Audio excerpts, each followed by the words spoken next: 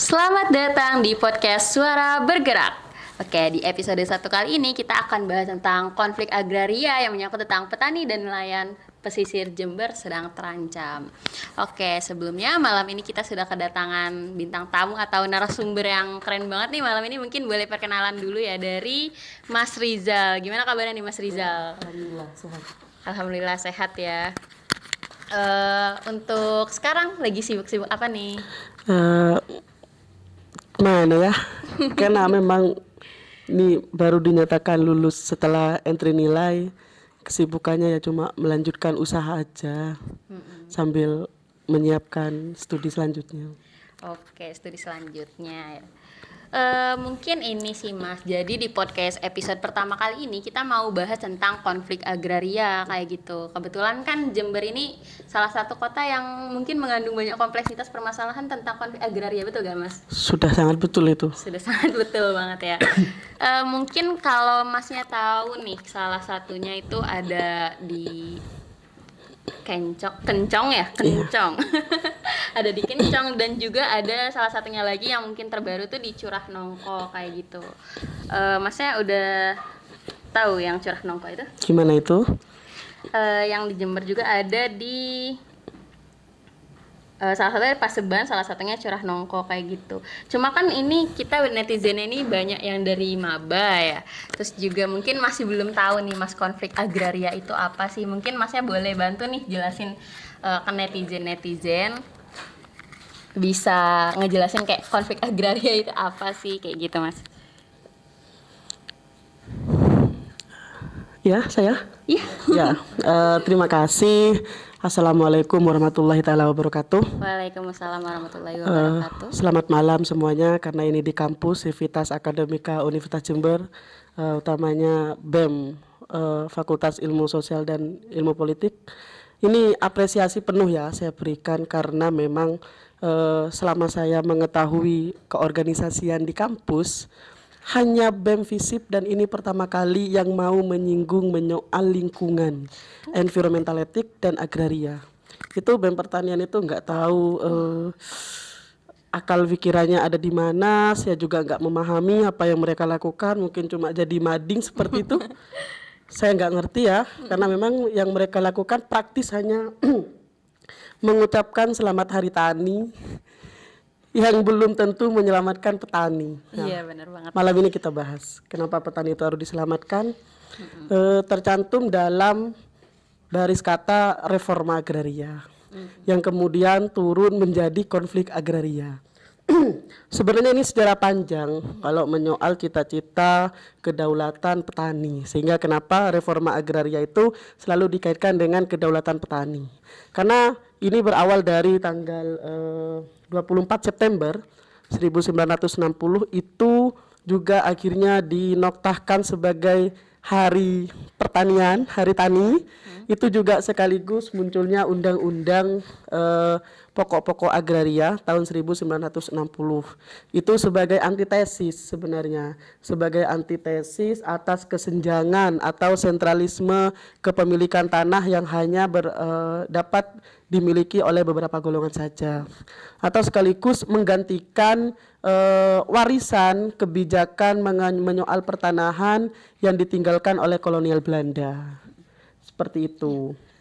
Namun yang menjadi miris itu adalah praktiknya yang menempatkan petani itu semakin jauh dari cita-cita reforma agraria itu. Betul. Baik, kita kerucutkan hari ini di Jember ya. Iya, Jember ini juga kemudian menjadi sejarah panjang. Kalau saya mengingat dan mengikuti itu, di Paseban itu dimulai dari tahun 2008. 2008. Udah sekitar berapa? Ya. Satu dekade lebih ya. Paseban Kencong itu dimulai tahun 2008. Ini menyoal tambangnya saja ya. Iya, pertambangan pasir yang kemudian di sana mengancam sumber-sumber agraria. Itu tahun 2008 itu muncullah kemudian wacana pertambangan pasir dari PT Aktika Dwi Sejahtera. Oh, iya. Nah, PT Aktika Dwi Sejahtera yang kemudian itu memancing respon ya memancing respon yang sifatnya itu afirmasi positif ya dari beberapa kalangan, yaitu baik mahasiswa ataupun praktisi-praktisi dan pengamat lingkungan. Seperti itu. Tak lupa juga masyarakat, karena di sana getol penolakan masyarakatnya karena masih ketokohan kemanutan atas pastur tokoh ulama itu masih tinggi, dan di sana PCNU juga keras dalam menolak segala bentuk eksploitasi lingkungan dan menggantikan lahan pertanian pada hal-hal yang sifatnya tidak kerakyatan itu biasanya ditolak. Seperti itu. Nah, kemudian di 2009 semakin mencuat dan terjadilah di sana beberapa aksi penolakan.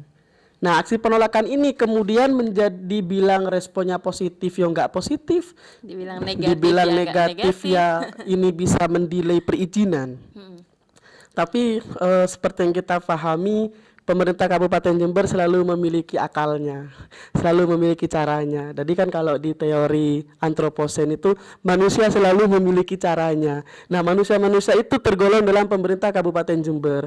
Akhirnya pada tahun 2013, waktu itu kalau nggak salah bupatinya masih Pak Jalal, melalui Disperindak dikeluarkanlah usaha izin waktu itu, sampai kemudian diperpanjang sampai tanggal 27 Desember. Waktu itu tanggal 27 Desember 2013 dikeluarkan perizinannya sampai tanggal 27 Desember 2023. Nah, BEM-Visip ini notice kalau BEM-Visip memang menyoal sudah bisa menyoal agraria, mau ngobrol banyak menyoal agraria, pantau itu tanggal 27 Desember 2023. Saya punya alasan logisnya kenapa kemudian Aktika Dwi Sejahtera ini tidak boleh dilanjutkan.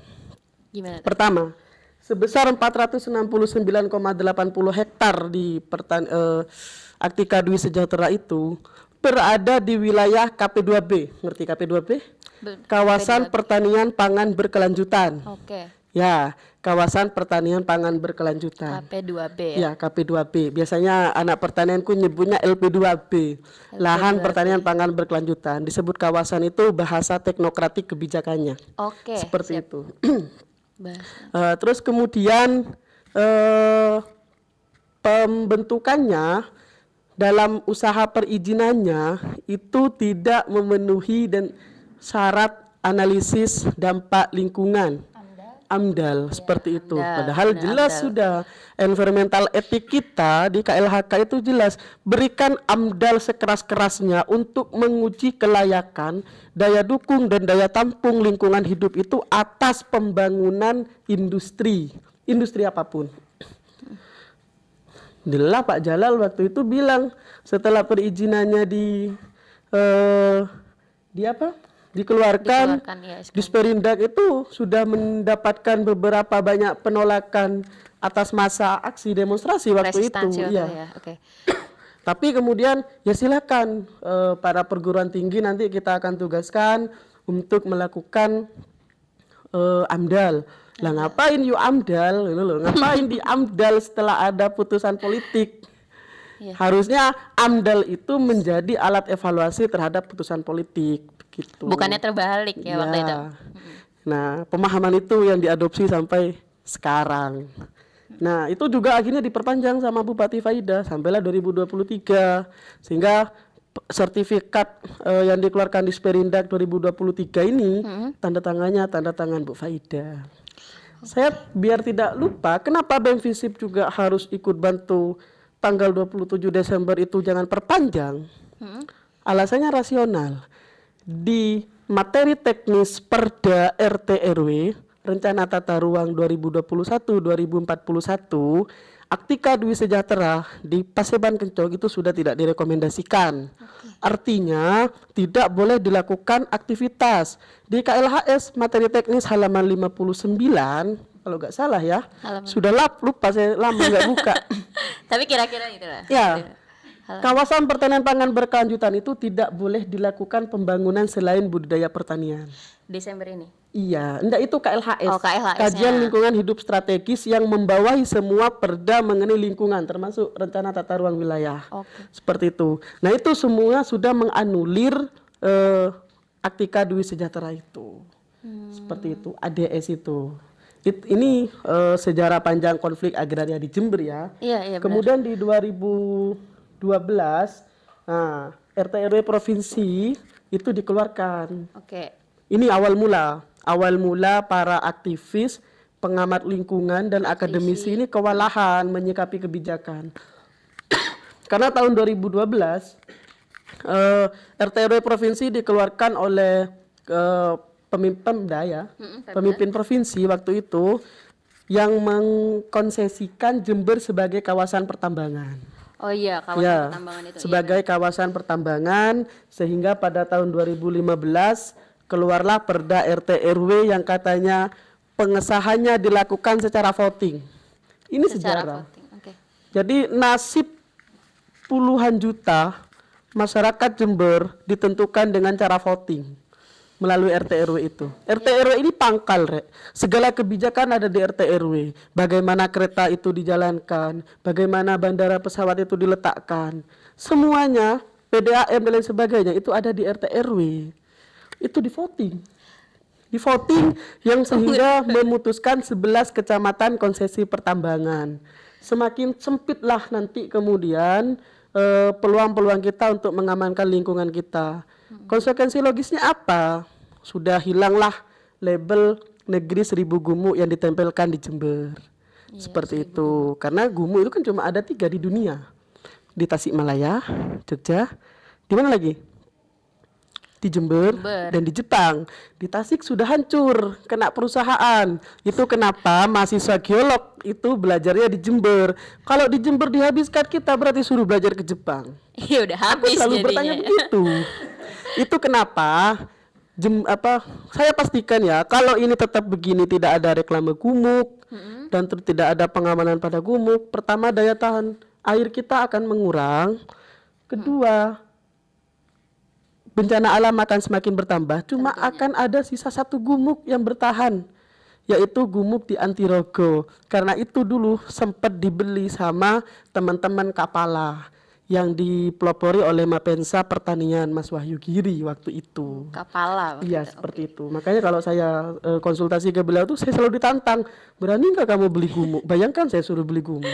Biasa dibeli gumuk ya. Itu gimana beli gumuk itu, ceritanya saya nggak paham masih itu. Seperti itu. Sehingga pada 2015 turunlah perda itu, sehingga semakin merajalela itu. Muncullah 2017 konflik PT Siver. Ini sudah meranjak ke Tambak Udangnya. Oh iya, Tambak Udang. PT Siver di Sumberjo. Nah, PT Siver Sumberjo ini sudah awal mula administrasinya sudah salah. Salahnya kenapa, Rek? Ini sejarah ya. Salahnya kenapa? Karena mereka menggunakan perizinan itu dengan membohongi masyarakat, mengumpulkan KTP masyarakat dengan dalil pembuatan Jamkesmas waktu itu. Oh. Masih Jamkesmas, belum ada BPJS. Masih Jamkesmas, ya. Ternyata itu malah dijadikan afirmasi perizinan mereka, legalisasi perizinan mereka. Mulailah penolakan panjang di sana sampai penghentian penurunan alat berat. Seperti itu. PT Siver itu Tambak Udang Faname itu. Iya, Udang Faname. Ya, kemudian di 2018 ini yang puncaknya. Silo yang sampai 6.000 lebih 6.000 sekecamatan full itu tanpa terkecuali turun semua 28 trek untuk menghentikan peruntukan pertambangan di Silo dengan dalil setong ocak tolak tambang. Itu sempolannya sampai sekarang. Saya sampaikan aja, akhirnya yang kemudian menjadi resisten itu adalah mahasiswa UNED terhadap Silo semenjak dicetuskannya prodi pertambangan. Oh. Jadi kalau ke sana, mohon maaf jangan pakai atribut UNED. Akan dapat seperti itu, akan ada pengawasan serius. Saya sudah pernah, senior-senior kalian sudah pernah. Seperti itu, kemudian konflik agrarianya meranjak ke Puger di PT Imasco. Iya, Puger, PT Imasco itu ada relokasi. Ada relokasi irigasi yang kemudian air itu tidak sampai pada hilir. Nah, artinya penempatan tata ruang yang kemudian memakan agraria ini, konsekuensi logisnya memunculkan konflik horizontal antar masyarakat dan konflik vertikal antar masyarakat dan pemerintah. Karena selalu terjadi dikotomi antara pemerintah memanfaatkan sumber daya alam itu sebagai pendapatan asli daerah atau menyelamatkan sumber daya alamnya sesuai ekonomi kerakyatan, itu belum dipecahkan sampai sekarang, sehingga paradigma ekonomi yang diproklamirkan sama Haji Hendy itu paradigma ekonomi eksploitatif. Itu kenapa teman-teman kemarin itu mengusulkan kami punya paradigma ekonomi kerakyatan seperti itu. Nah, undang-undang reforma agraria ini terjadi karena kesenjangan kepemilikan tanah. Iya, benar. Sebenarnya permasalahannya itu kalau ngomong agraria yang lebih jelas itu di Kepanjen. Jadi Kepanjen kemarin kenapa rame-rame itu awalnya government ground. Government ground itu tanah negara bebas. Nah, tanah negara bebas di situ dibangunlah pemukiman. Banyak rumah-rumah di sana. Nah, karena ini sifatnya masih tanah negara bebas, dilalah kemudian pemerintah datang mengalihkan status tanah itu menjadi kepemilikan Pemkab. Coba ke Kepanjen sekarang, tanah milik Pemkab. Seperti itu. Kenapa enggak yang sudah berbentuk bangunan fisik, kenapa enggak diserahkan kepemilikannya penuh atas masyarakat? Kenapa kok harus diberikan ke Pemkab? Sehingga setelah itu ada wacana pembangunan tambak udan dan lain sebagainya, bahwasanya sudah jelas itu di peraturan pesisir itu. Tidak boleh dilakukan pembangunan 100 meter dari sepandan pantai. Itu lagi-lagi reforma agraria, karena reforma agraria itu kedaulatan masyarakat atas tanahnya sendiri. Bermulai dari itu, karena dimulai dari masyarakat sudah menetap bercocok tanam. Itu sejarahnya. Sejarah panjangnya. Sebenarnya sudah ada yang benar di Jember. Nama programnya itu apa, Wil? Saya lupa. PPTKH. Penyelesaian penguasaan tanah kawasan hutan. Dalam kawasan hutan. Iya. Jadi penyelesaian penguasaan tanah itu di hutan itu, ada beberapa kawasan yang menjadi pemukiman. Dibangunin rumah sama masyarakat, itu dilepas menjadi kawasan pemukiman. Itu PPTKH, penyelesaian penguasaan. Kenapa enggak begitu yang di pesisir? Nah, iya. Kenapa kok harus diatasnamakan ini milik Pemkab? Sehingga Pemkab mempunyai kedikdayaan mau dibuat apa, mau dibentuk apa, mau dibangun apa, tanpa memperhatikan daya dukung dan daya tampung lingkungan hidupnya di sana. Benar-benar. Jadi perebutan lahan ada di sana, kesenjangan ada di sana. Seperti itu kenapa tata ruang itu memang harus benar-benar dikawal, karena konflik peruntukan ruang selalu terjadi perbedaan pandangan dari masyarakat seperti itu. Nah, ada lagi yang sangat memprihatinkan bagaimana konflik agraria itu terjadi di Jember. Ada program, bukan program ya, kebijakan namanya KHDBK. KHDBK. Ada yang sudah dengar? Masih belum nih. Kawasan hutan dalam perlakuan khusus. KHDPK. Ya, kawasan hutan dalam perlakuan khusus. Gimana tuh, Mas? Ya, di sini nanti akan dibedakan menjadi perhutanan sosial. Hutan yang bisa diproduksi oleh masyarakat. Oke, perhutanan sosial. Perhutanan sosial. Nah, di sana dimakanlah beberapa luasan hutan itu sama apa? Sama namanya CV Gunung Kelabat Citra Abadi. CV Gunung Kelabat ya. CV Gunung Kelabat Citra Abadi yang berada di antara hutan sosial dan hutan lindung. Kalau nggak salah titiknya di Wuluhan itu. Wuluhan. Itu kantornya ada di depan Unmu. Ruko-ruko. Oh, dekat sini. Ya, di ruko-ruko itu. Kantornya. Di ruko-ruko itu ada di sana PT CV Gunung Kelabat Citra Abadi. Itu perusahaan tambang batu gamping. Batu gamping. Letaknya ada di perhutanan. Hutan lindung dan hutan sosial. Itu sudah jelas. Itu sudah jelas mengambil alih teritori apa yang sebenarnya tidak boleh dilakukan di sana. Itu yang menyebabkan konflik agraria tidak pernah selesai kita bahas, karena memang kebijakannya pun tidak memiliki kepastian hukum dan kepastian ruang atas masyarakat dengan tanahnya sendiri, dan kepastian hukum bagi yang melanggar tata ruang itu sendiri. Jadi konflik agraria akan menjadi perjalanan yang tidak tentu kapan sampainya. Kapan selesainya juga Kalau di masih buku itu seperti itu. Seperti itu. Itu mengenai tentang konflik agraria, itu sebuah sejarah yang sangat panjang, bahkan melebihi dari 1 dekade ya Mas. Mungkin ini sih Mas ya, menurut Mas Rizal ya, itu kan konflik agraria ini salah satu konflik yang mungkin selesainya itu sampai sekarang masih bertahun-tahun tidak selesai kayak gitu. Mungkin boleh Mas cerita tentang bagaimana sih dampak sosial ataupun dampak ekonomi yang ada di masyarakat, karena kan itu ada hak-hak masyarakat di sana tentunya. Ya, saya pernah menulis buku bersama sahabat saya, Ya. alumni FISIP juga, ilmu sosial, Sosiologi. angkatan 2017. Boleh tahu Mas? Ya? Namanya sahabat Bayu Wicaksono. Oh, Mas Dan Bayu Wicaksono. sahabat Mualim, bertiga kami menyusun buku yang kemudian kami nomenklaturkan menjadi policy brief. Oke. Buku judulnya itu Catatan Kritis dan Rekomendasi Terhadap Kerusakan Lingkungan dan Pelanggaran HAM atas Perencanaan Tata Ruang 2021-2041. Wah. Nah, di situ ada beberapa hasil riset. Ada hasil riset kami yang fokus kepada 3 wilayah konsesi pertambangan yang direkomendasikan oleh Pemkab, yaitu di Gumukmas, Desa Tembok Rejo, di Pontang Jaya, Desa Jenggawah, Kemuning, Kemuning, dan CV Sunan Muria di Desa Supo Pakusari. Oh, Pakusari. Ya. Iya, Pakusari. Di situ kita interpretasikan bagaimana kemudian dampak ekonomi itu ada di masyarakat. Iya, dampak ekonomi itu menyentuh dan mempengaruhi masyarakat, dampak sosial dan dampak lingkungan. Kita urut dari Gumukmas. Saya nggak bisa menampilkan ya, nggak menyiapkan.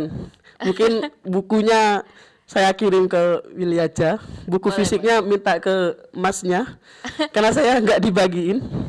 Masih punya banyak bukti fisiknya itu. Oke. Di Gumukmas, coba kalian datang ke namanya Desa Tembok Rejo. Tanyalah, Ibu, kalau musim hujan, air panjenengan aman apa mboten? Di sana air akan putih karena mengendap kapur. Kapurnya yang menjadi rata dengan tanah akibat penghancuran batu itu, akhirnya berpengaruh pada itu. Jadi kalau hujan, air ibu itu warna putih. Oh. Ya. Nggak bisa dipakai mandi ya? Ya gimana? Bayangkan sudah. Nggak bisa dipakai mandi. Terus kemudian faktor sosial terjadi ya, memang kalau namanya faktor sosial ya memang akhirnya ada yang menolak, ada yang menerima. Tentunya, yang menolak pasti dapat yang menerima pasti dapat suaka, yang menolak pasti tidak dapat apa-apa. Betul. Itu mindset psikologis kita hari ini ya, secara normal seperti itu.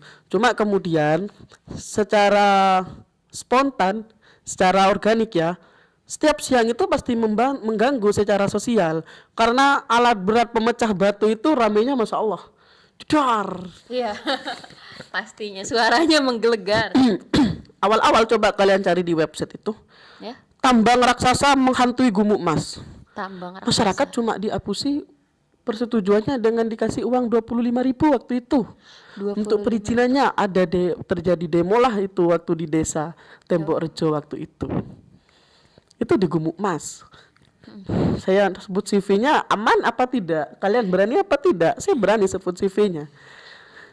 Yang CV Pontang Jaya itu di Kemuning, Sunan Muria itu di Pakusari, SDR Sugiarto itu di Gumukmas.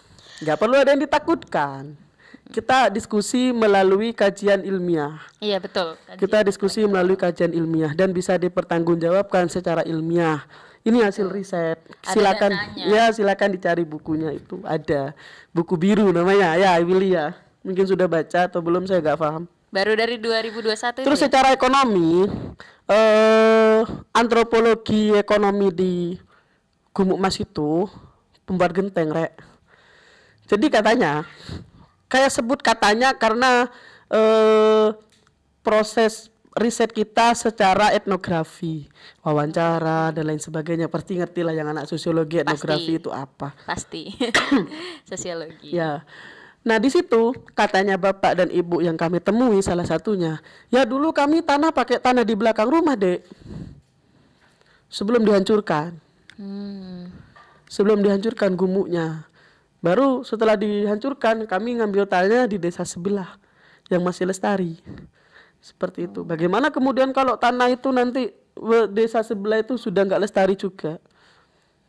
Jadi itu juga akan menambah kos ekonomi mereka. Tentunya. Seperti itu. Lucu, ada yang lucu. Kita lihat di PDRB dan di BPS. Saya sebut ada tim ahli namanya Ivan Agusta. Mantan dosen perkotaan di UNED dan sekarang ngajar di UIN. Usuluddin, ya, UIN Khas Jember, Fakultas Usuluddin. Beliau mengatakan karena dia kapasitasnya sebagai tim ahli di bidang ekonomi regional. Saya minta pendapatnya waktu itu di forum audiensi, bagaimana pendapat panjenengan menyoal pertambangan di dimensi ekonomi. Memang tidak memberikan signifikansi ekonomi apapun. Karena ekonomi kita masih bergantung pada perikanan, pertanian, perkebunan. Pertambangan hanya 0,2, tapi kan masih 0,2 itu pergerakan ekonomi, Dek. Iya. Bilang begitu. Masih 0,2 kan ada sumbangsinya, Dek. Kenapa nggak dibandingkan sama yang besar pertanian begitu loh? Iya. Pertama itu. Kedua, dia lupa untuk membandingkan masalah dan mudarat. Sebagai kaum muslim, mohon maaf kalau ada yang non muslim. Saya tidak bermaksud menyangkut pautkan teologis keagamaan di sini, karena dalam prinsip kita ya harus diukur juga kebermanfaatan dan ancamannya. Seperti Betul. itu. 0,2 harus mengorbankan 64% sumbangan dari pertanian dan perkebunan. Akalnya di mana? Udah nggak logis ya. Seperti itu. Sehingga mereka bilang kalau mau membatalkan pertambangan, lakukan riset. Kita sudah lakukan riset, pertambangannya nggak dibatalkan. Tetap ada. Kan tidak mau bertemu. Gimana itu? Semoga sampai ini ke Bapak Ivan Agusta. Seperti itu. Nah, apalagi tadi pertanyaannya? Yang dampak sosial. Ya, dampak dampak sosial. sosialnya. Terus jalan-jalan rusak. Pasti jalan Ya, rusak karena jalan hutan rusak. tempat ya. Jangan kemudian kita terlena pada CSR yang diberikan, karena CSR itu kewajiban. Ya, Lagi-lagi pasti. ya kita bandingkan yang diberikan itu dibagi berapa jiwa dalam berapa tahun, dampak yang harus mereka rasakan. Betul. Seperti itu. Karena manusia dan alam itu menjadi satu kesatuan moral dan etika bagaimana kita memperlakukan alam. Seperti itu. Itu hampir terjadi di 3 kecamatan yang sama. 3 kecamatan. Nah, di Gumuk Emas itu ada sumber 3 mata air. Ada 3 sumber mata air dan 2-nya sudah hilang, tinggal 1. 2-nya telah hilang, tinggal Ya. 1. Itu kenapa kita sebut tadi Gumuk itu salah satu penyimpan daya air, sumber Iya, daya betul. air. Kalau dihabiskan, dihancurkan, maka ketersediaan sumber daya air kita semakin menurun. Semakin kualitasnya juga Ya, pasti itu terpengaruh. sudah menyangkut faktor lingkungan kita, ekologi. Itu kenapa kemudian Jember hari ini mengalami involusi sosioekologi. Karena nggak bisa kita sebut Jember mengalami kemajuan dalam pembangunan di tengah hidup yang memprihatinkan secara lingkungan. Betul. Seperti itu.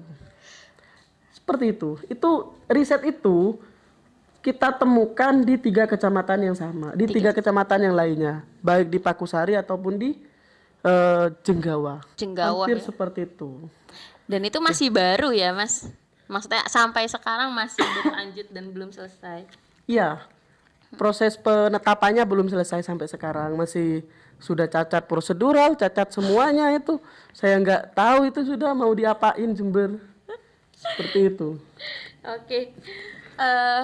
Menarik ya, Mas, karena menurut saya ini adalah suatu hal yang memang patut kita suarakan pada hari ini kayak gitu. Mungkin bagi sebagian warga Jember atau mungkin kayak maba-maba ataupun masyarakat yang awam masih belum menyadari kayak gitu. Yang bukan berasal kayak dari daerah Jenggawa, mungkin masih belum aware sama hal-hal yang seperti itu. Takutnya nanti akan menyebar ke daerah-daerah lain yang mungkin berpotensi seperti itu kan. Mungkin dari Masnya boleh tahu itu risetnya itu tahun 2021 apa? Desember 2022 kita launchingkan tanggal 9 waktu itu saya ingat. Ya. Masih baru bukunya. Masih nggak habis pikir. Ya, saya agak sindrom diajak ngomong lingkungan itu karena sangat tahu betul bagaimana dampaknya. Jadi kadang kebawa emosi dan lain sebagainya, makanya sindromnya muncul. Oke. Itu, ya. Karena ngelihat kebijakannya sangat aposentris ya Mas. Ya. Aposentris sekali. Berarti sampai sekarang menurut Mas ini langkah-langkah atau kebijakan yang diambil sama pemerintah itu masih sangat belum bisa menyelesaikan sama sekali ya. Benar-benar separah itu maksudnya. Jadi kan ada dua prinsip hak dalam pengambilan kebijakan itu, Rek. Saya nggak bermaksud menggurui kalian yang fakultasnya fakultas kebijakan ini ya. Aman. Maaf yang AN. AN banget. Jadi kan ada dua prinsip hak dalam pengambilan kebijakan itu. Hak personalia yang melekat pada pemangku kebijakan dan kemudian hak komunal yang melekat pada masyarakat. Jadi hak personalia dan komunal itu harus berkaitan. Artinya kebijakan yang diturunkan harus memperhatikan kebutuhan hak komunal tadi.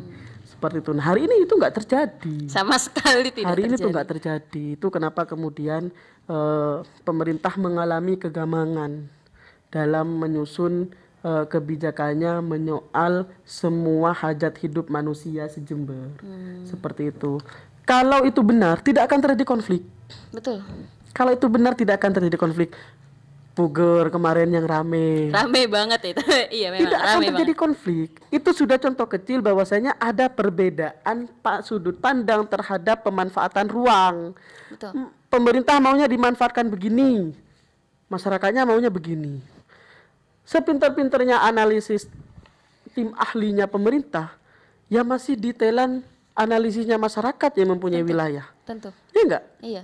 Sepintar-pintarnya pemerintah itu membuat batas-batas melalui teknologinya, masih pintaran masyarakat yang mempunyai wilayah batas-batasnya. Iya, mereka dari kecil. Mereka mempunyai hak sejarah untuk mempertahankan lingkungannya, seperti itu. Iya. Nah, kemudian yang menjadi kecemasan bersama teman-teman semua, ada data dari Uni Eropa yang menyebutkan bahwasanya kerusakan alam yang disebabkan oleh manusia sudah melampaui kerusakan alam yang disebabkan oleh alam itu sendiri. Berarti melebihi dari bencana alam itu sendiri. Betul. Jadi alam ataupun tumbuhan itu bisa merusak dirinya sendiri.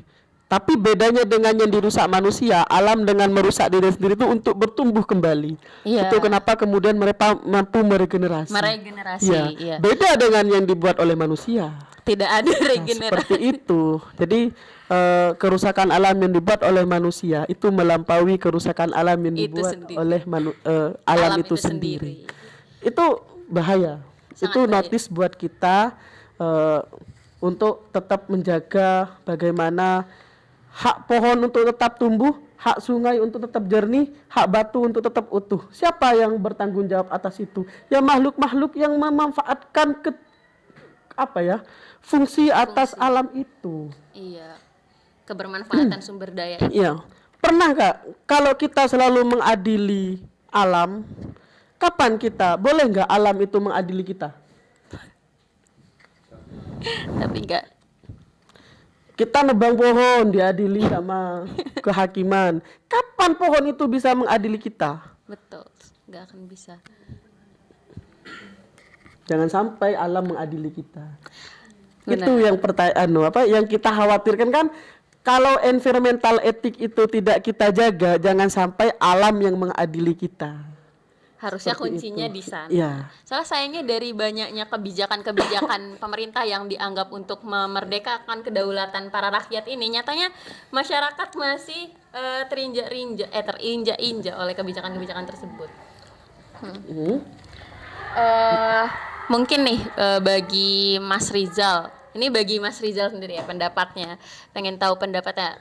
Bagi Mas mungkin langkah-langkah apa yang bisa dipakai untuk pendekatan resolusi konflik dari agraria ini? Karena mengingat dari kebijakan pemerintah sepertinya masih belum dirasa efektif atau mungkin sama sekali nggak efektif untuk meredakan konflik agraria tersebut. Pertanyaannya kan akhirnya menuntun kita bagaimana meredam kebijakan yang Spartan itu, Ya.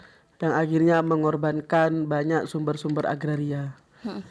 Ya ini saya harus memberikan jawaban yang model seperti apa, karena jawabannya harus bagaimana caranya menghentikan keserakahan negara, bagaimana menghentikan keserakahan Hendy dan kawan-kawannya, Berat. bagaimana menghentikan tim ahli penyusun perda-perda itu dan kawan-kawannya. Bahkan begini, yang sangat saya sayangkan, semoga menonton ibu saya di teknik lingkungan, Oh, di teknik lingkungan. ya, yang menjadi ketua tim penyusun kajian lingkungan hidup strategis. Oh. Jadi keselamatan lingkungan akhirnya dipangkukan kepada beliau semua. Karena beliaulah yang harus mencatat secara detail-detail itu agar kemudian semua kebijakan, semua program itu tidak memiliki impact buruk terhadap lingkungan. Ya beliau yang memetakan. Artinya setelah beliau petakan, terjadilah kemudian diskusi tata ruang. Diskusi tata ruang itu kemudian harus dieval lagi oleh kebijakan yang dibuat oleh dosen teknik lingkungan UNED tadi. Ternyata karena ada putusan politik yang kemudian mungkin tidak bisa dihentikan, dikebirilah itu KLHS. KLHS yang semula memang harus menjadi alat evaluasi, Iya, betul. akhirnya dirombak disesuaikan dengan keputusan politiknya yang tercantum dalam RT RW. Itu institusi pendidikan delegasinya ya. Perguruan tinggi. Ya. Terus apa yang harus kita sampaikan? Beliau bukan nggak paham, lebih paham dari kita yang ada di sini semua. Tentunya pastinya. Terus apa yang kita, ya jadi sifat ikhtiar atas kepasrahan itu saya selalu bilang, ya sudah doakan saja, semoga segera diganti kita. Semoga segera. Saya selalu berkata begitu akhirnya. Gak ada yang bisa diselamatkan. Yang bisa diselamatkan cuma wacana dan rencana perizinan legalisasi pembangunan hotel di 3 kawasan perkotaan. 3 kawasan perkotaan. Kenapa kok bisa dihentikan? Karena waktu itu teman-teman habis menuntut dan akhirnya diundang untuk audiensi bisa menghentikan proses pembuatan rencana detail tata ruangnya RDTR, sehingga perizinan industri perhotelan itu tidak bisa dilanjutkan. Itu saya selalu syukuri ya sama teman-teman ya, selalu disyukuri. Akhirnya hotel itu tidak bisa dibangun seperti itu. Hotel-hotel yang ada di Jember masih belum penuh kok. Gak perlu kita hotel bintang 5 kan iya? Iya. Hotel-hotel di Jember masih belum penuh. Ya, apalagi Grand Valonia yang selalu dipenuhi oleh mahasiswa UNED ya. Ya gimana itu nggak bisa nggak dipenuhi mahasiswa UNED, itu sudah menjadi konsensus rektor ya, saya sampaikan aja secara berani, itu menjadi konsensus rektor sehingga banyak kegiatan-kegiatan yang harus ngantri di Grand Valonia. Itu ide apa coba? Saya nggak paham itu. Berat. Ya begitu. Gimana akhirnya? Jangankan kebijakan yang ahli politisi, kebijakan yang sudah disupport oleh institusi pendidikan masih seperti itu.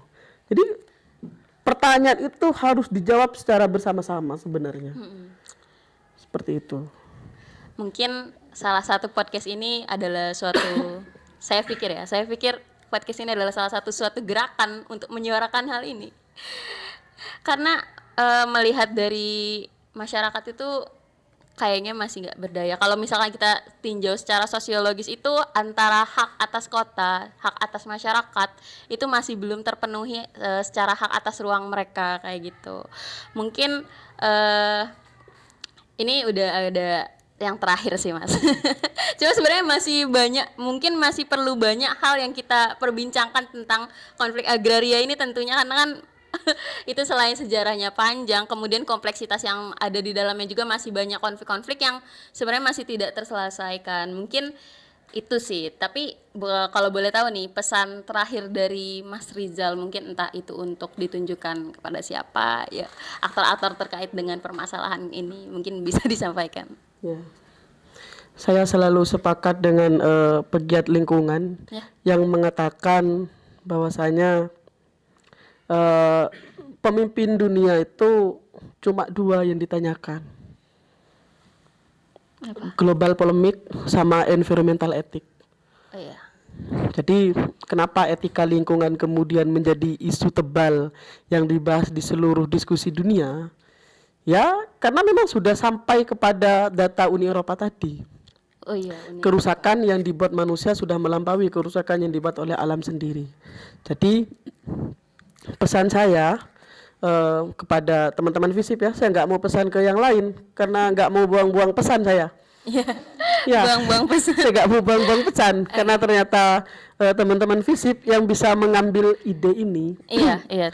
Tolong environmental etik ini tetap digaungkan dimanapun. Seperti itu. Dengan cara apapun. Entah mengurangi penggunaan kertas dan lain sebagainya, agar mengurangi penebangan pohon dan lain sebagainya. Seperti itu. Jadi intinya reforma agraria ini kita akan selesai apabila konflik tenorial itu sudah selesai. Konflik tenorial ini adalah penguasaan terhadap lahan. Berikan tanah itu sepenuhnya kepada masyarakat, dikelola oleh masyarakat dan dihasilkan oleh masyarakat. Pertama itu. Kedua, pertimbangkan segala bentuk industri eksploitatif yang kemudian berdampak buruk terhadap lingkungan. Ketiga, buatlah kebijakan yang fair. Kebijakan yang fair apa? Konsultasikan kebijakan itu kepada seluruh lapisan masyarakat. Pertama, masyarakat secara utuh. Kedua, di laboratorium pendidikan. Di mana? Di kampus. Berani nggak? Kapan ada kebijakan yang kemudian disosialisasikan di kampus? Berani nggak mereka? Urusan kebijakan, berani nggak mereka berdiskusi langsung dengan mahasiswa administrasi negara FISIP misal? Hampir enggak. Menyoal kebijakan, jangan kemudian sudah gak usah mempersoalkan prosedur. Kalian berwudu, kalian sholat, selesai semua rukunnya dari niat, takbir sampai salam. Kalau tidak berwudu, nggak sah. Salah nggak? Enggak. Jangan menyepelekan prosedur. Betul. Seperti itu. Karena kita ini ingin menjadi negarawan yang baik, ayo contohkan. Seperti itu. Gak banyak pesannya. Yang penting kurangin serakah aja atas manusia itu. Ini baik untuk pemerintah ataupun untuk pemegang kekuasaan institusi pendidikan dimanapun, terutama Universitas Jember. Cukup. Terutama untuk Universitas Jember ya. Kita juga masih ingat pesan Mas Rizal tadi ya, masalah yang Desember 2023. Mungkin itu bakal jadi PR juga nih untuk bidang gerakan kita saat ini. Gimana teman-teman? Aman ya? Aman. Mungkin kita mau menyoroti hal itu juga. Benar itu. Nanti saya kirim materi teknisnya, draft RT RW-nya dan KLHS-nya. Bagaimana ADS itu sudah gak masuk sama sekali. Katanya sudah dicabut. Pastikan. Ya memang benar sudah dicabut, sudah gak beroperasi dan lain sebagainya. Apa sih yang gak bisa? Wong di Indonesia ini kan harusnya semua diperbolehkan kecuali yang dilarang. Sekarang enggak, semua yang dilarang kecuali dibolehkan. Gimana? Cobalah. Maksudnya jangan sampai kemudian berkali-kali kita dibodohi. Betul. Adanya konsesi pertambangan itu, kenapa kemudian menjadi lolos? Karena waktu itu teman-teman yang mengawal, karena saya agak mengawal ya, masih SMA waktu itu. Tahun 2015 ke bawah itu. 2015 ke bawah, ya benar. Diwacanakan begini sama tim ahli dan kampus itu dan pemerintah itu, bahwasanya pertambangan ini hanya menjadi eksplorasi ilmu pengetahuan. Ternyata setelah diperdakan menjadi konsesi pertambangan yang tahapannya sampai pada eksploitasi. Seperti itu. Faktor lingkungan, faktor ekologi, ekonomi dan sosial itu sudah jelas nyata. Artinya gelagat perusakan dan tren-tren pembumi hangusan atas ruang hidup dan penghidupan masyarakat itu semakin jelas. Terbukti apa? Ada 10 titik. 10 titik apa, Wil? Ada 10 titik tambak udang Faname iya. di seluruh pesisir sepandan pantai selatan Jember. Ada 10. Bayangkan. Dan itu sepanjang. Sedangkan itu masuk pada kawasan rawan tsunami. Pertama itu. Kedua, likuifaksi tinggi. Ketiga, memang tidak diperkenankan untuk membangun apa? Untuk membangun industri di pesisir pantai. Di pesisir pantai. Iya, di pesisir pantai. Saya pernah cek, Rek. Pernah maca sidak. Maca baju keren gitu itu biar dikira DPR mau nyidak. Ternyata mereka tahu saya bukan siapa-siapa jadi gak direken. Oh gitu. Saya cuma memastikan alur pembuangan sampahnya, limbahnya. Limbah. Ternyata di Pandawa 5 itu limbahnya itu langsung diterowongkan di bawah di dasar laut. Langsung muncul di tengah. Seperti itu. Oh. Itu kenapa dulu masyarakat di pesisir pantai itu bisa mancing, bisa cari ikan lewat perahunya, sekarang harus ke tengah. Itu dampak, karena mereka tidak memiliki instalasi pengelolaan air limbah, IPAL. Ya, jadi kalau ada sidak, ya salahnya, saya berusaha memperhalus kata-kata ya. Memperhalus kata. Makanya rada ceket-ceket. Salahnya DPRD itu mau sidak masih bilang sidaknya masih 2 minggu lagi, disampaikan dulu ke yang punya PT. Jadi orang siap-siap. Sudah siap-siap, sudah bagus semua. Di mana coba otaknya itu? Enggak paham model-model seperti itu. Kemudian laporannya, hasil sidaknya bagus begini-begini. Padahal namanya sidak. Disampaikan terlebih dahulu, Bapak, kami akan melakukan sidak hari ini jam segini. Kan enak. Jadi orang siap-siap dulu. Rumah kalian nggak pernah bersih-bersih. Terus ibu, saya mau bertamu. Karena ibunya risih terhadap kotor dan lain sebagainya, rumahnya diperbaiki seketika, Pak. Langsung setelah itu bersih. hancur lagi. Kan nggak gitu konsepnya. Seperti itu. Itu bahaya buat kita.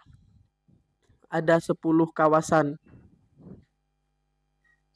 Ada 10 titik, mohon maaf, ada 10 titik tambak yang ada di seluruh sepanjang pantai. Itu jelas mengancam, apalagi pastinya sekarang pemukimannya sudah mau saya yakin ya harus meyakini ini ya, karena sebagai lampu peringatan untuk selalu siap siaga, sedikit lambat, cepat atau lambat, kemudian dengan hak otoritas dengan nama tanah milik pemerintah itu kemudian akan dialihfungsikan menjadi industri-industri yang akan dibangun sesuai kebutuhan pemerintah. Harusnya kan begini, kita punya alam nih, kita punya ruang, harusnya Jember ini bisa dibangun sesuai kebutuhan apa, bukan kebutuhannya pemerintah. Ngerti nggak maksudnya? Iya, paham. Ada paradigma di sana. Jadi dengan kondisi Jember yang seperti ini, bentang alamnya seperti ini, pantas dan layaknya dibangun apa? Begitu. Bukan Jember mau dibangun apa, harus pantas dan layaknya dibangun apa. Terbalik di sana ya. Jadi ada paradigma pembangunan yang perlu digaungkan sedikit lagi, mungkin ini menjadi akhir. Pemerintah Jember tidak bisa dikatakan kemajuan. Karena saya tetap mengatakan ini involusi sosioekologi. Karena tidak bisa pemerintah Jember disebut kemajuan dalam pembangunan di tengah hidup yang memprihatinkan dalam kerusakan lingkungan. Seperti itu. Sebelumnya kan kita ada SOP atau survei opini publik gitu ya Mas. Nah itu terkait dengan konflik agraria itu sendiri. Jadi kita bikin sebuah kolom opini ke mahasiswa FISIP yang ada di Instagram lewatnya khususnya kayak gitu. Nah ini kita dapat beberapa pertanyaan dan beberapa ada yang nggak mau disebut namanya juga karena lewat WA. Cuma boleh dari yang di Instagram dulu ya. Saya boleh bantu baca pertanyaannya ya. Kayak katanya gini, Min, kasus di Paseban mengenai tambang pasir besi itu kan salah satu contoh nyata dari konflik agraria di Jember. Nah, kelanjutan dari kasus tersebut bagaimana, Min? Lalu dalam jangka waktu 5 tahun ini, apakah ada kasus mengenai konflik agraria di wilayah Jember? Soalnya sebagai mahasiswa yang berdomisili di Jember, aku kurang banyak mendengar soal konflik agraria ini. Terima kasih. Ini balik lagi, masih belum mendengar banyak tentang konflik agraria padahal masyarakat Jember itu sendiri. Gimana? Poinnya ada di belum banyak mendengar. Kalau di kampus mahasiswa itu tidak tahu apa-apa, maka di situ mati fungsi pers mahasiswa. Betul. Tapi kalau di wilayah daerah masyarakatnya nggak tahu apa-apa, ya berarti di situ mati gerakan mahasiswa, seperti itu. Karena kita lingkungannya mahasiswa ya. Betul. Tapi nggak apa-apa. Ada ikhtiar bertanya, berarti ada ikhtiar ingin tahu, seperti itu. Kelanjutannya itu kita tidak boleh mengklaim bahwasanya ini yang hero, ini yang menyelamatkan, dan ini yang memulai. Yang memulai itu masyarakat Paseban sendiri, sampai muncul tagar apa? Paseban ora didol, seperti itu. Itu poskonya digotong bareng-bareng itu sama masyarakat Paseban. Mahasiswa yang hadir di sana itu hanya melapisi, kemudian seperti itu, membersamai bahwasanya mereka dari lapisan mahasiswa yang tergolong katanya institusi pendidikan juga membersamai, mendampingi dan ikut menolak bersama masyarakat Paseban. Kondisinya gimana? Kondisi terakhir itu perusahaannya sudah tidak beroperasi lagi. Cuma tadi itu hati-hati apa saja yang bisa dilakukan pemerintah itu bisa terjadi karena semuanya dilarang kecuali diizinkan. Seperti itu. ADS itu habis masa operasinya sesuai sertifikatnya itu, saya nggak hafal nomornya ya, mohon maaf. Di buku itu ada nomornya, nomor sertifikatnya. Habis pada tanggal 27 Desember 2023 dan sudah tidak direkomendasikan lagi dalam tata ruang wilayah yang direncanakan tahun 2021-2041. Terus 5 tahun terakhir apakah ada konflik agraria? Ya banyak. Masih banyak. Mulai dari 2008 diawali dari Paseban ini. 2009 yang sudah mulai mencuat, terus 2013 yang disahkan, terus diperkuat lagi sama 2012 turunnya Perda RT RW provinsi yang kemudian menentukan konsesi pertambangan di wilayah Jember dari 8 kabupaten se-Jawa Timur. Salah satunya Jember itu sebagai konsesi pertambangan waktu itu. Itu juga menjadi awal masuknya kartel pertambangan di Jember akhirnya. Yang kemudian diikuti sama tahun 2017 itu ya? Perlawanan masyarakat Sumberjo. PT Siver, atas PT Siver yang PT Siver yang tadi melakukan manipulatif perizinan untuk melanggengkan pembangunan industri tambak udangnya. Itu menghabiskan tanah produktifnya masyarakat di situ. Jadi perlawanannya mereka itu dengan apa? Menanam semangka. Itu 2018 itu malah banyak. Puncaknya Silo tanggal 10 Desember itu satu kecamatan tanpa terkecuali. Lebih dari 28 truk turun semuanya ke DPRD dan ke Pemkab untuk mencabut titik pertambangan dan perizinan pertambangan yang direncanakan di Silo. Gak bisa berkutik lagi. Jadi memang tadi menyambung akhirnya. Apa yang harus kita lakukan menyikapi kebijakan yang Spartan atas pemerintah, atas masyarakat dan lingkungan di sekitar? Ya, imajinasi kita dipersempitkan bahwasanya kritik itu hanya melalui argumentasi dan tulisan. Bahwasanya ada imajinasi yang lebih radikal, yaitu kemarahan rakyat. Seperti itu. Buktinya apa? Silo. Seketika mereka disatukan oleh tagar Setong Ocak Colak Tambang, mereka turun semuanya. Sudah dicabut itu titik pertambangan di Silo dalam ESDM MOMI. Coba kalian lihat di MOMI itu Minerba One Map Indonesia. Itu sudah habis titiknya di Silo. Sudah gak ada, sudah dihapus sama ESDM seperti itu. Terus kemudian ada pertambangan Imasco di Puger 2019 yang kemudian memunculkan konflik horizontal, konflik vertikal, ya.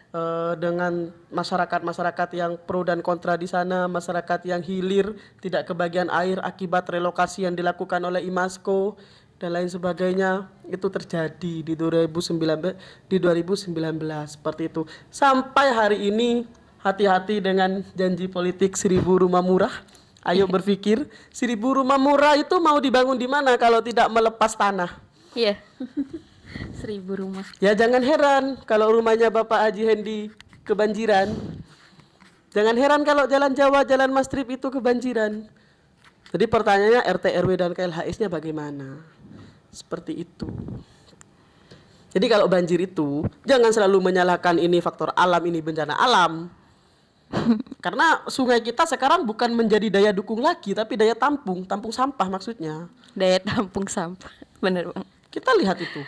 Iya. Kita coba lihat lewat di Semanggi, lihat sungai kita. Sudah nggak jadi daya dukung lagi. Sungai yang menjadi daya dukung sekarang menjadi daya tampung. Jadi daya tampung sampah di sana yang menyebabkan banjir. Jadi kan Jember nggak bisa hujan lebat sedikit kan? Langsung banjir itu. Iya, Pernah Pak Hedi sampai naik perahu di rumahnya itu. Masa nggak malu? Itu loh maksud saya. Jadi kalau banjir pertanyakan RT RW dan RDTR-nya. RT RW dan KHS-nya. Seperti itu. Banyak akhirnya terus penyerobotan hutan lindung dan hutan produksi oleh CV Gunung Kelabat Citra Abadi, perusahaan tambang Batu Gamping. Itu jelas-jelas menjadi konflik tenorial perampasan lahan. Yang dimana hutan itu masuk dalam KHDBK, kawasan hutan dalam perlakuan khusus, seperti itu nggak boleh dilakukan aktivitas selain budidaya di sana. Jadi konflik agraria itu akan terus terjadi apabila ada perampasan lahan dan masyarakat masih belum dikdaya dan memiliki kepemilikan utuh atas tanahnya sendiri. Karena itu adalah sejarah panjang awalnya terbentuk reforma agraria. Cita-cita reforma agraria, seperti itu. Oke, terima kasih ya Mas untuk jawabannya. Mungkin untuk Nugut Ceo bisa ditonton hari ini. Bisa melihat jawabannya ya sebagai masyarakat, salah satu masyarakat Jember kayak gitu. Ini yang kedua nih Mas, ada lagi dari Irvinda. Kata dia, trotoar termasuk konflik agraria bukan sih Min? Kalau iya bisa diusut gak sih? Kasihan pejalan kaki kalau jalan jadi nengan-nengan. Trotoar gitu. Memang kita selalu waktu itu kita meluncing buku itu kita datangkan Bapak Kajari ya, Kepala Kejaksaan Negeri di Jember. Datang beliau. Akhirnya kita berdiskusi, ini dilema. Oke lah, ada pembangunan rumah yang memang dibutuhkan untuk masyarakat bermukim, tapi menghabiskan lahan produktif. Yang melanggar HAM yang mana? Kita mau menyelamatkan hidupnya masyarakat apa mau menyelamatkan alam? Ya kita harus mencari solusi bagaimana kita bisa menyelamatkan ruang hidup dan ruang penghidupan. Seperti itu kenapa kemudian ada namanya mitigasi. BPBD itu apa kerjaannya? Bilang banyak melakukan mitigasi tapi banjir masih terus terjadi.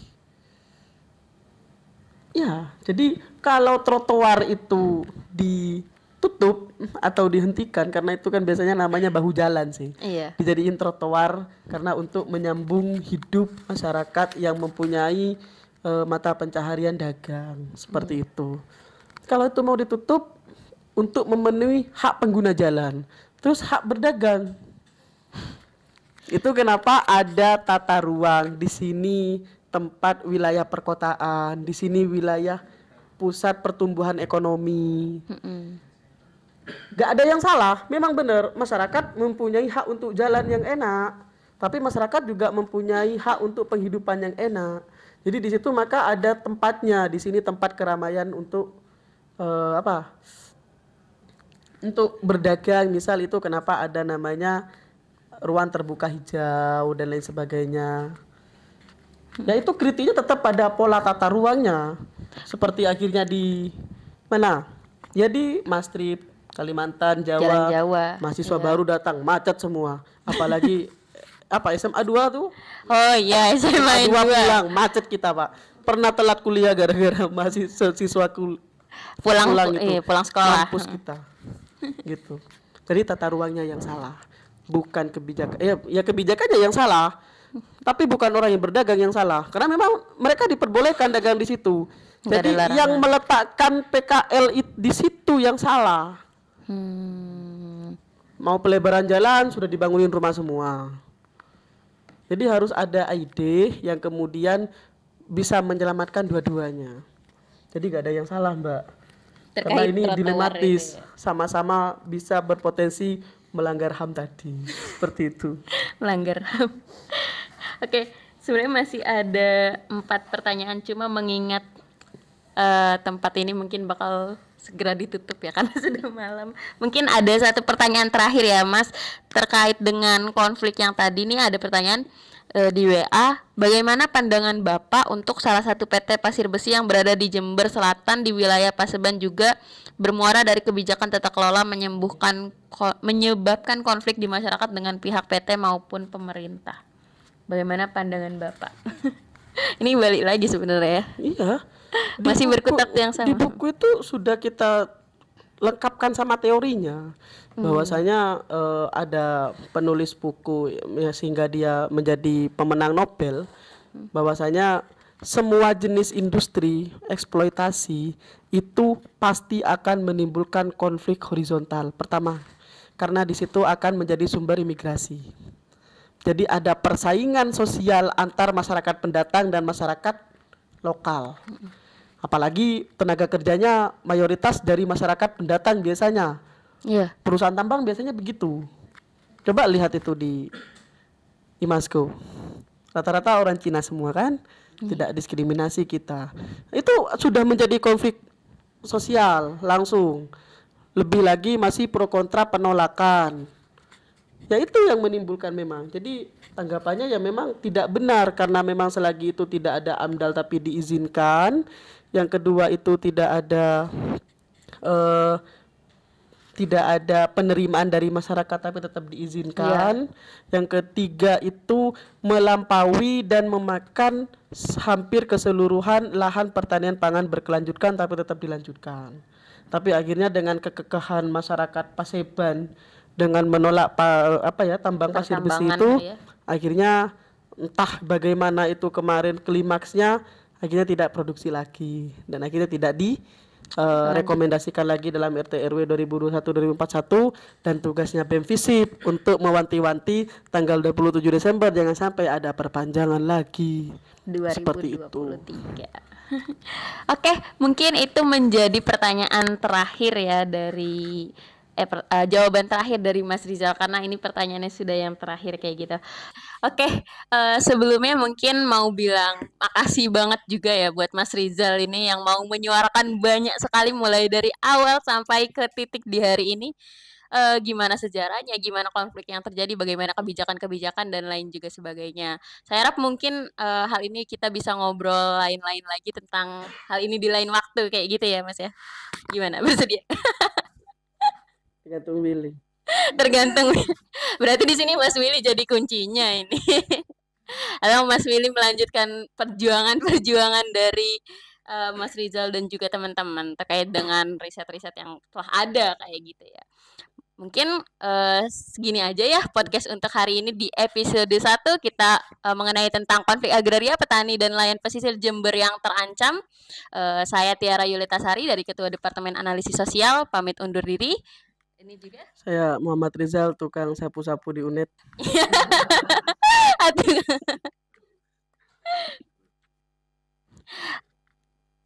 Gimana ini? Oke, mungkin mau bantu closing Mas Rizal. Sudah.